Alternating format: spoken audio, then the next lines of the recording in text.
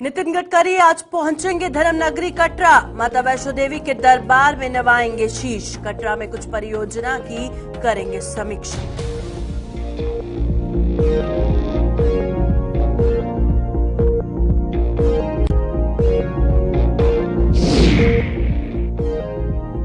Fire emergency अभ्यर्थी police ने किए गिरफ्तार। राजभवन का घेराव करने की कोशिश पर फिरा पानी। जांच कमेटी की रिपोर्ट न आने पर कर रहे आंदोलन।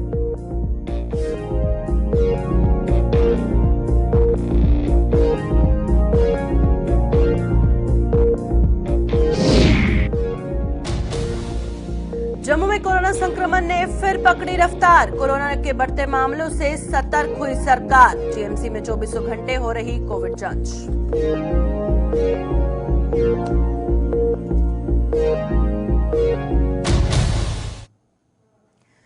नमस्कार, जम्मू कश्मीर का ये बुलेटिन देख रहे हैं आप और मैं हूं प्रियंका गुप्ता आपके साथ। बुलेटिन की शुरुआत करेंगे आज के अहम खबर के साथ। जिस तरह से जम्मू कश्मीर के 2 दिवसीय दौरे पर आए केंद्रीय मंत्री आज धर्म नगरी कटरा पहुंच रहे हैं।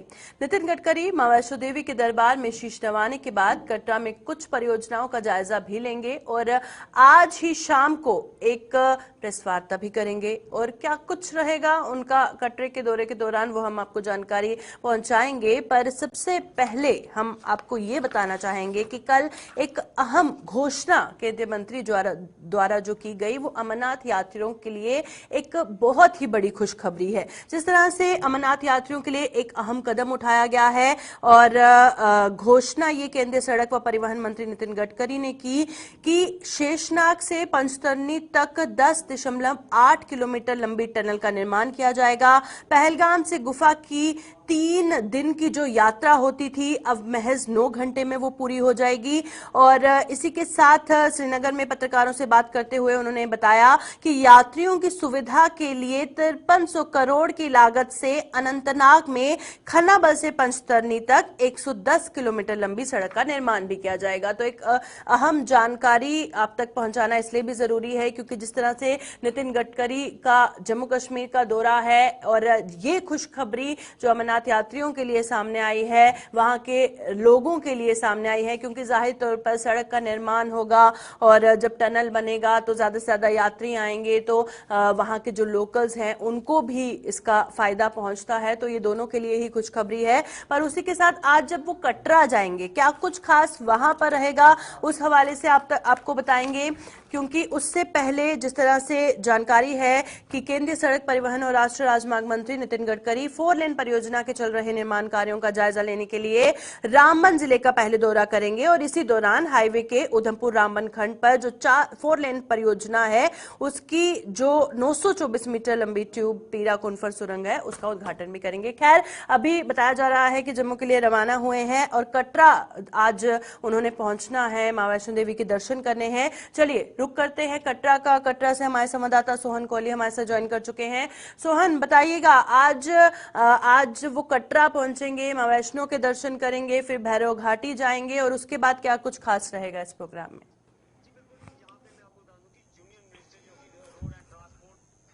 जो कि आज कटरा का दौरा करने वाले हैं। कदापि अब से कुछ ही देर में जो वह वैष्णो देवी के लिए रवाना होंगे। वैष्णो देवी दर्शन करने के बाद वह भैरव मंदिर के दर्शन करेंगे। भैरव मंदिर के दर्शन करने के बाद वह कटरा में मॉडल स्टेशन जो कटरा का रेलवे स्टेशन है वो मॉडल स्टेशन बनने जा रहा है उसका जायजा लेंगे कि यहाँ पे मैं आपको बता दूं मॉडल स्टेशन में वहाँ पे एक ही जगह पर जो हेलीपैड बनेगा और बस स्टैंड भी वहीं पे बनेगा और टैक्सी स्टैंड भी वहीं पर बनेगा। वहां पे पूरा जायजा लेंगे। जायजा लेने के बाद वह Shri Mata Vaishno Devi shrine board स्विचन board centre में प्रेस वार्ता भी करेंगे।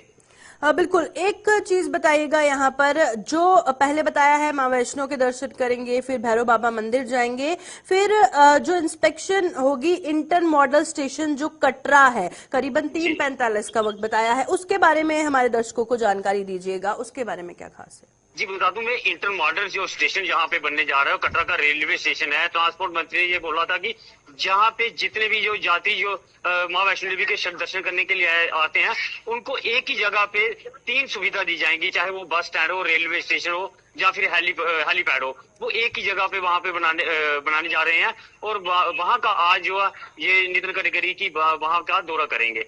बिल्कुल। और आखिर में बताइएगा क्या कुछ उम्मीदें उनके दौरे से वहां की आवाम को है, कारोबारियों को है, और क्योंकि कोई ना कोई उम्मीद जरूर उनकी बंधी होगी उनके इस दौरे से।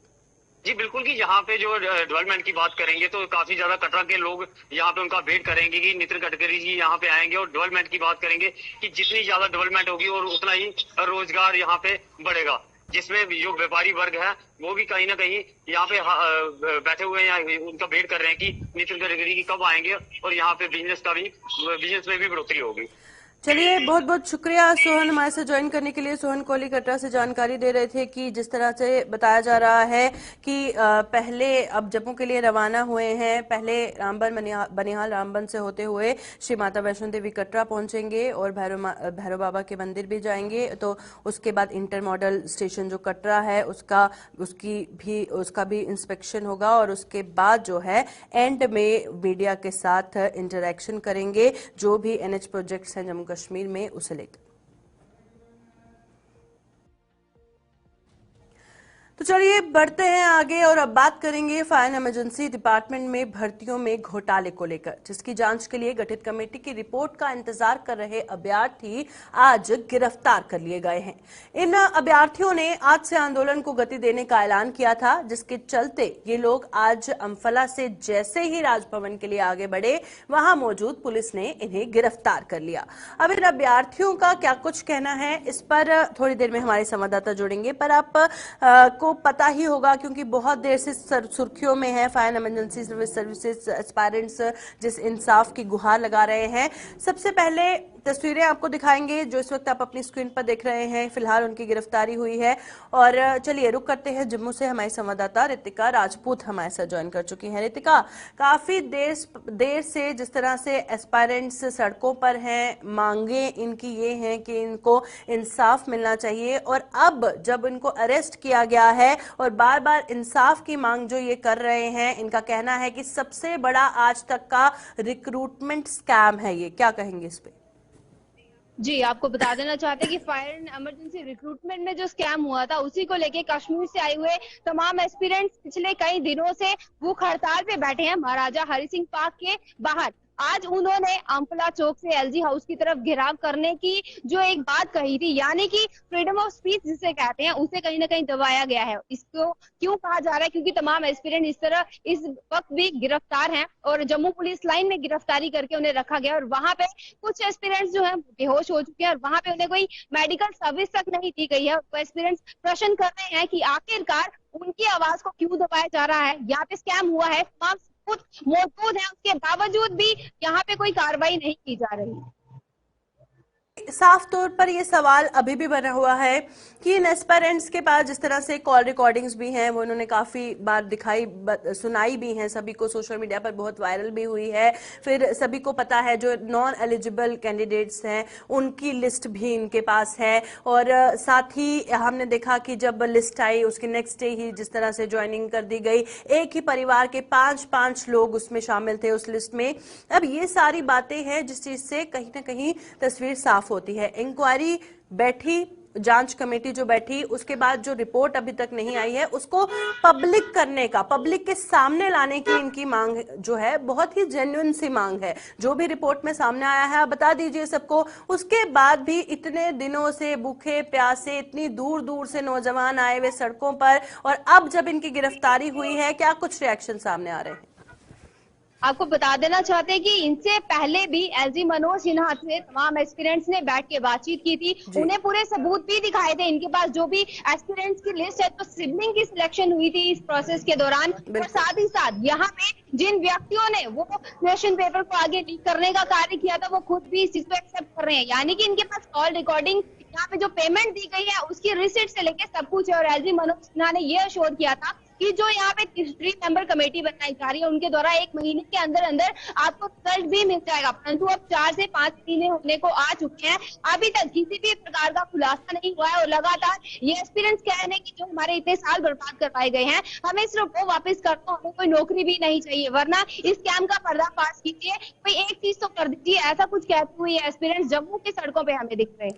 चलिए, बहुत बहुत शुक्रिया ज्वाइन करने के लिए। रितिका राजपूत जम्मू से हमारी संवाददाता तस्वीरें भी दिखा रही थी और जानकारी भी दे रही थी। अब इनकी जब गिरफ्तारियां हुई हैं तो काफी ज्यादा रोष नजर आ रहा है, क्योंकि नौजवानों का कहना है कि आए दिन रिक्रूटमेंट प्रोसेस को लेकर स्कैम सामने आते हैं। सबसे बड़ा स्कैम है जिसकी इंसाफ की गुहार लगाने को लेकर काफी दिनों से ये नौजवान भड़क रहे हैं, हर दरवाजा खटखटा रहे हैं और एंड में इनको क्या मिला जो आप तस्वीरों में देख सकते हैं कि फिलहाल इन्हें गिरफ्तार कर लिया गया है, जिसे लेकर काफी ज्यादा रोष नौजवानों में देखने को मिला है।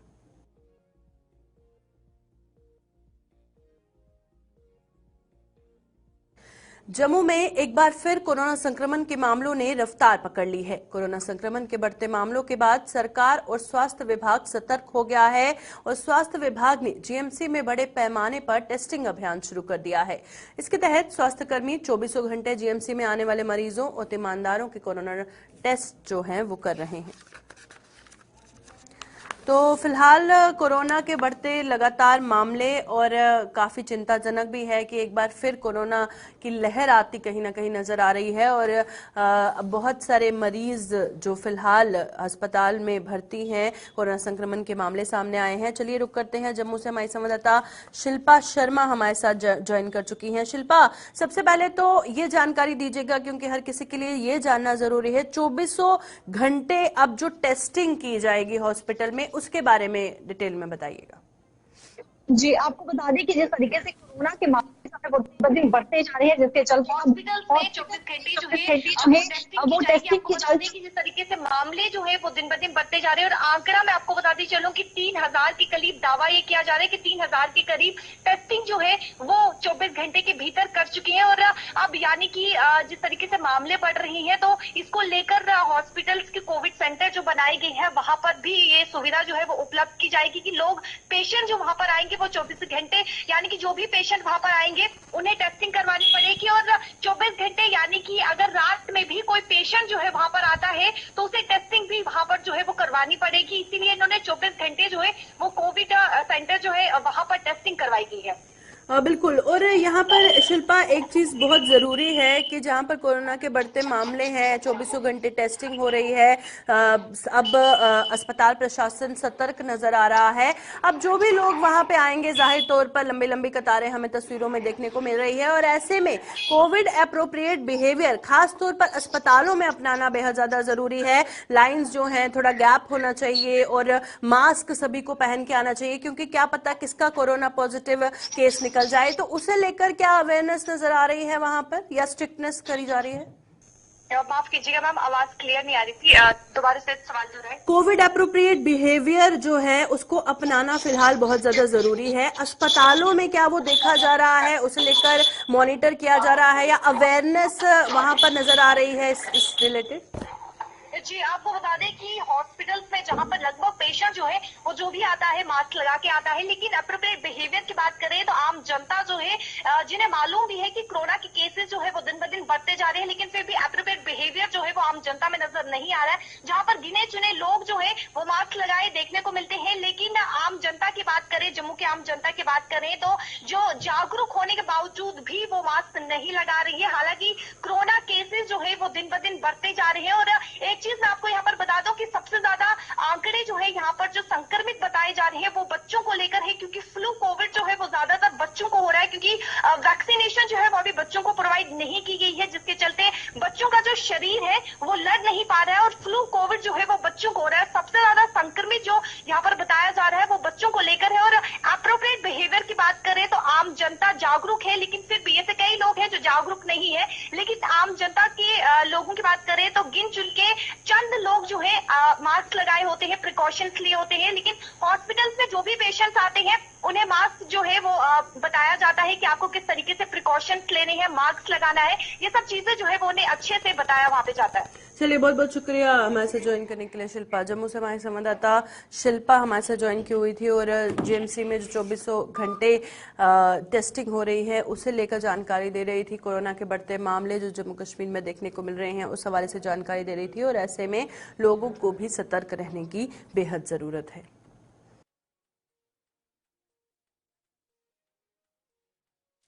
जम्मू के बाद सांबा में भी आज जिला अस्पताल में कोविड मॉक ड्रिल की गई और इस दौरान स्वास्थ्य कर्मचारियों ने जिला अस्पताल में किए गए इंतजामों की समीक्षा की और बताया कि अस्पताल किसी भी स्थिति से निपटने के लिए पूरी तरह से तैयार है। और अब इस पर क्या कुछ जानकारी है, थोड़ी ही देर में हमारे संवाददाता ऋषि खजूरिया सांबा से हमारे साथ ज्वाइन करेंगे। फिलहाल मॉक ड्रिल के हवाले से आपको जानकारी दे रहे हैं, जहां पर जम्मू के बाद अब सांबा में भी जिला अस्पताल में कोविड मॉक ड्रिल चलाई गई है। चलिए रुक करते हैं सांबा का। हमारे संवाददाता ऋषि खजूरिया हमारे साथ ज्वाइन कर चुके हैं। ऋषि, बताइएगा किस तरह की सूरत हाल है कोविड को लेकर, अगर हम सांबा की बात करें, और स्वास्थ्य विभाग इसे लेकर कितना सतर्क नजर आ रहा है? देखिए, बिल्कुल जिस तरह से एक बार फिर से कोविड के मामले यहाँ पर बढ़ना शुरू हो चुके हैं और अगर बात करें जिला सांबा की तो यहाँ पर अभी पैनिक वाली तो कोई सिचुएशन नहीं है, लेकिन फिर भी तैयारियों को जो यहाँ पर भी अंतिम रूप दिया जा रहा है। यहाँ पर मॉक ड्रिल यहाँ हेल्थ डिपार्टमेंट की तरफ से अलग अलग अस्पतालों में चलाई गई है। यहाँ पर तमाम ऑक्सीजन जनरेशन प्लांट्स को चेक किया गया है, वेंटिलेटर्स को चेक किया जा रहा है और उसी के साथ साथ ऑक्सीजन सिलेंडर्स की जो यहाँ पर एग्जैक्ट क्वांटिटी है उसे पूरा यहाँ पर किया जा रहा है कि इसकी शॉर्टेज जो है वो आने वाले वक्त में ना हो। और तमाम अगर एसेसरीज को लेकर बात करें जिसमें पीपीई किट्स का हवाला दें, ग्लोव्स, ये तमाम जो चीजें रहती हैं, इन तमाम स्टॉक को भी चेक किया जा रहा है, स्टॉक को मेंटेन किया जा रहा है। और यहाँ आप बता दें कि हमारी कुछ देर पहले मेडिकल सुपरिटेंडेंट के साथ साथ जो यहाँ के चीफ मेडिकल ऑफिसर उनसे भी बात हुई है। उन्होंने कहा कि हमने तैयारी को अंतिम रूप दे दिया है और अगर ऐसी कोई सिचुएशन बन जाती है तो किस तरह से पेशेंट को, कोविड पॉजिटिव पेशेंट को जो है वो डील करना है, किस तरह से उसको अस्पताल में दाखिल करना है, किस तरह से इलाज देना है, ये तमाम बातों को जो है वो ध्यान में रखते हुए यहाँ पर मॉक ड्रिल अलग अलग अस्पतालों में चलाया गया है। और प्रशासन का ये साफ तौर पर कहना है कि हम तैयार हैं, लेकिन जिस तरह से कोविड का ये नया वेरिएंट आया है ये कितना घातक साबित हो रहा है अभी तक इसका कुछ कहा नहीं जा सकता, लेकिन बच्चों को ये ज्यादा जो वो अटैक कर रहा है। लेकिन उसको लेकर ही यहाँ पर प्रशासन ने तमाम अलग अलग अस्पतालों में जो ऑक्सीजन जनरेशन प्लांट्स है वहां पर किस तरह से मशीनरी को सेट किया गया है, उसी को लेकर ये अलग अलग जो अस्पतालों में मॉक ड्रिल है। आज ऑनलाइन मॉक ड्रिल भी यहाँ पर चलाई जा रही है। ऑनलाइन मॉक ड्रिल का मतलब कि यहाँ पर जो स्टॉक जो इनके पास है उसकी अवेलेबिलिटी किस तरह से आगे करनी है, कितना स्टॉक इनके पास है, ये तमाम चीजें जो वो ध्यान में रखी जा रही है। और हेल्थ डिपार्टमेंट सांबा पूरी तरह से अब सतर्क हो चुका है, क्योंकि इससे पहले भी जब कोविड के मामले बढ़े थे तो मॉक ड्रिल पहले भी चलाया गया था। यानी कि इसलिए चलाया जा रहा है कि पेशेंट को जो है वो एक बेहतरीन तरीके से जो वो डील किया जाए और कोविड पॉजिटिव पेशेंट अगर आ जाता है तो किस तरह से उसे दाखिल करना है, किस तरह से उसका इलाज करना है, उसी को लेकर ये मॉक ड्रिल जिला सांबा के अलग अलग अस्पतालों में चलाई जा रही है, जिसकी जानकारी सीएमओ सांबा ने खुद हमें कुछ देर पहले जो वो साझा की है। चलिए, बहुत बहुत शुक्रिया ऋषि ज्वाइन करने के लिए। ऋषि खजूरिया कोरोना मॉक ड्रिल के हवाले से जानकारी दे रहे थे कि किस तरह से सांबा में भी प्रशासन सतर्क हो चुका है और इस हवाले से हर मुमकिन कोशिश की जा रही है कि कोरोना के जो मामले हैं वो बढ़े नहीं और ज़्यादा से ज़्यादा जो आवाम है उसको भी ज़रूरत है कि वो कोविड अप्रोप्रिएट बिहेवियर अपनाए, मास्क लगाए, दूरी बनाए और अपनी सेहत का जो है खास तौर पर ख्याल रखें।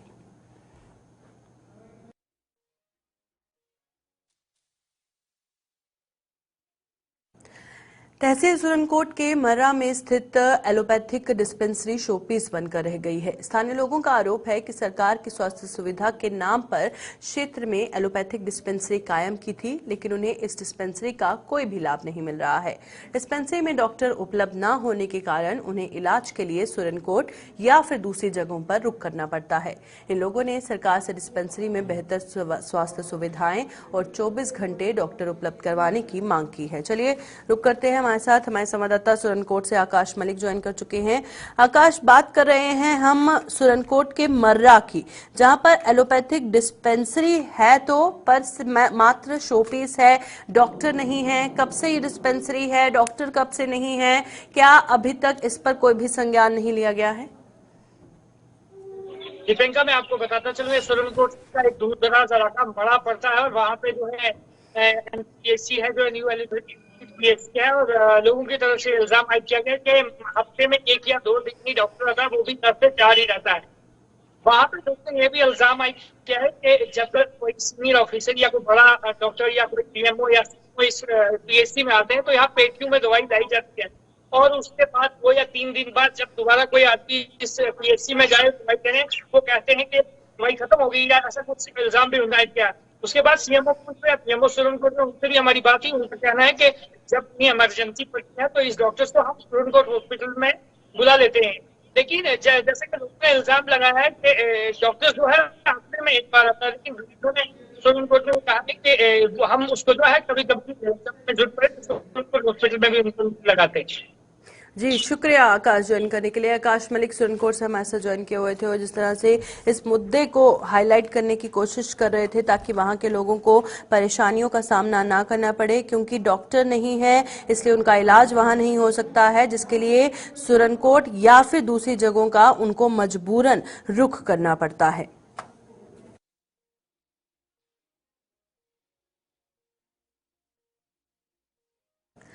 जम्मू जिले के अधीन आने वाले ग्रामीण इलाकों में गेहूं की फसल पककर तैयार हो रही है और इसके साथ ही किसानों के माथों पर शिकन उभर आई है।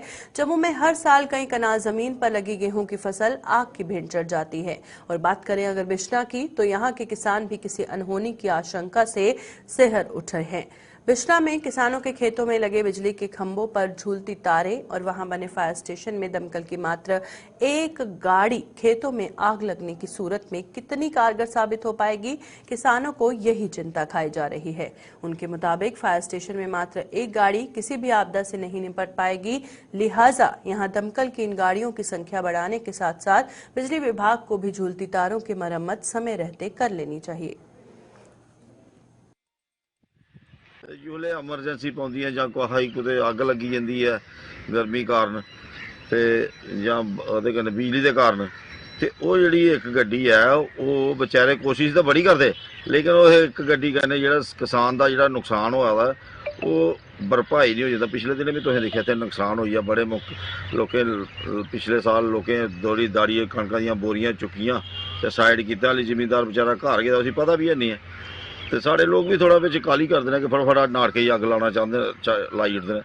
लिहाजा इन्हें चीज़ें की सारें की मद्देनजर रखिए कि अस डिमांड करने सरकार को कि इत्थे जड़ियाँ गड्डियाँ जड़ियाँ हूँ 3-4 महीने ने तो बिश्नाह जी है बिश्नाह सर्विस जो फायर एंड एमरजेंसी स्टेशन बनाया था, इत्थे गड्डी एक के बजाय 2-3 करनी चाहिए। इयां गै जियां रनिया है रनिये भी एक के बजाय 2-3 करनी चाहिए ताकि किसान का जोड़ा नुकसान है वो कोई भी अनहोनी कारण जोड़ा नहीं होवे। ते अही है सरकार को मांग कर रहे हैं। जय हिंद, जय भारत, जय जवान, जय किसान। सरकार के प्रति और अपने गवर्नर नौसेना के प्रति ये बिना करना चाहता हूँ कि हमारी गेहूं की फसल, कणक की फसल जो कि और 2-4 दिन के अंदर पकने वाली है, हर साल की तरह बहुत सालों से डिमांड करते हम आ रहे हैं कि हमारे जहाँ जो फायर ब्रिगेड की गाड़ी है एक है। हम चाहते हैं कि जब गेहूं की फसल पक जाती है तो किसानों का नुकसान होता है, चाहे वो शॉर्ट सर्किट से होगा, चाहे कोई शैतान आदमी उसमें आग लगा देगा, उसके कारण किसानों का बहुत लाखों का नुकसान होता है। हम चाहते हैं कि जहाँ फायर ब्रिगेड की एक गाड़ी है बिश्ना में, हम चाहते हैं कि जहाँ कम से कम 2 या 3 गाड़ी दी जाए।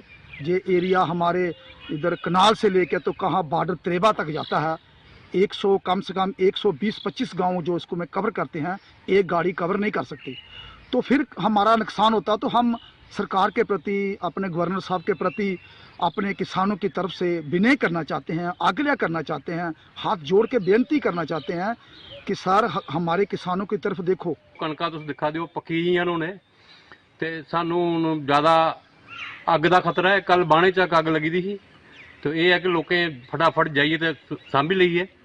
तो साड़ी गवर्नर साहब अगे, साढ़े तहसीलदार नवे आए उनके अगे, या साढ़े जेडे भी एहलदार उपर बैठे दे ने एग्रीकल्चर डिपार्टमेंट के या फायर ब्रिगेड डिपार्टमेंट के, साड़ी उनके अगे रिक्वेस्ट है कि बिश्नाह दे विच सिर्फ एक फायर ब्रिगेड होंदी है तो एरिया जोड़ा है 100 के किश ग्रान है। तो साड़ी उनके अगे रिक्वेस्ट है बई कम से कम ਆਸਤੇ ਆਖਨੇ ਕਿ 3 ਜਾਂ 4 ਗੱਡੀਆਂ 3-4 ਗੱਡੀਆਂ ਨਹੀਂ ਤੇ 2 ਤੇ ਹੋਣੀਆਂ ਕਿ ਚਾਹੀਦੀਆਂ ਨੇ ਤਾਂ ਕਿ ਇੱਥੇ ਅੱਗ ਲੱਗੇ। ਤੁਸੀਂ ਪਤਾ ਕਿ ਜਦੋਂ ਸੀਜ਼ਨ ਹੁੰਦਾ ਕਦੇ ਇੱਥੇ ਅੱਗ ਲੱਗਾ ਦੀ ਕਦੇ ਦੂਏ ਪਿੰਡ ਅੱਗ ਲੱਗਾ ਦੀ ਤੀਏ ਪਿੰਡ ਅੱਗ ਲੱਗਾ ਤੇ ਜਿੰਨਾ ਚਿਰ ਉਹ ਗੱਡੀ ਉਧਰ ਪਹੁੰਚੇਗੀ ਨਜ਼ਰ ਤੇ ਤਬਾਹੀ ਹੋ ਜਾਂਦੀ ਹੈ। तो इस करिए अज साड़ा ये मुतालबा है कि गड्डियां जड़ियां ने घट्टो घट्ट 3 होनी चाहिए बिशनाह दे विच ताकि आने वाला सीजन जिहड़ा और 5-7 दिनों दे विच कणकां जड़ियां पक्की जाणियां ने ताकि जिमीदारां दा बेचारियां दा नुकसान ना होवे। ते फायर ब्रिगेड जिहड़ा ओह इक्को गड्डी है इस तहसील दे विच ते अस साडी ओहदे अगे तुहाडे थ्रू अस गौरमेंट अगे और डिपार्टमेंट अगे फायर ब्रिगेड अगे एक रिक्वेस्ट है साड़ी अपील है कम से कम 1-2 गड्डी स्टैंड बाय रखन ताकि अगर कुतै ये मिसहैपनिंग होई भी जा ते उदा मौके सिर उसी संभालिया जा। दूजा मेरी कन्नै कन्नै बिजली डिपार्टमेंट कन्नै पीडीडी डिपार्टमेंट कन्नै रिक्वेस्ट होग कि कई बारी साढ़े जो पोल ने तारां जांदियां ने ओह हैगी सैगिंग करा दियां ने उत्थे भी ज़्यादा चांस होंदे कदें करंट शंट होने दे उन्हें भी अपने स्टाफ ही थोड़ा जिहा चकन्ना बनाई होन और जिथे कोई साढ़े पॉइंट ने जेह्ड़े कोई पॉइंट ने जेह्ड़े जिथे तारां सैगिंग ने अस चाहते हैं कि वो डिपार्टमेंट एक सर्वे करिए खैर उन्हें किया होना मीटिंग करना चाहता डी सी कमिश्नर और तहसीलदार साहब अगे मीटिंग लैंदे रौंहदे ने मौसम वाइज शायद उन्हें तैयारी की होवे ते एक बार साड़ी होर रिक्वेस्ट उन्हें अगे तैयारी करन ताकि ये पॉइंट है कोई खतरनाक पॉइंट जो उनकी देखभाल की जा। अभी के बुलेटिन में फिलहाल इतना ही, दीजिए इजाजत।